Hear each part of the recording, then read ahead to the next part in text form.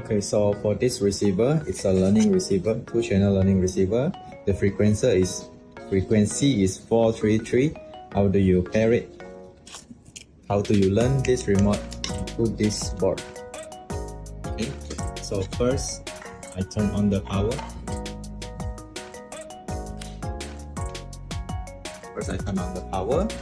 At here, it has a learning button. Press it once for channel 1. Press on one of the button.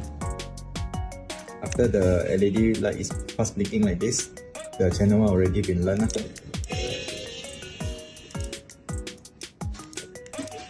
Okay, so this one I assigned to open close. Okay, for the second channel I haven't learned it. How do I learn the channel 2?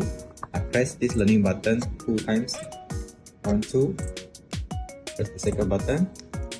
Okay, when I press the button, okay, it's assigned to close only lah. I set the channel to only for close only. Okay. Okay, so after 1 minute,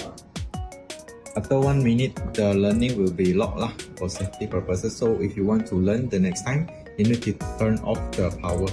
Okay, so how do you reset this one? Okay, first you off the power. Okay, and then you make sure there is no power first. You wait for a while until the power runs out.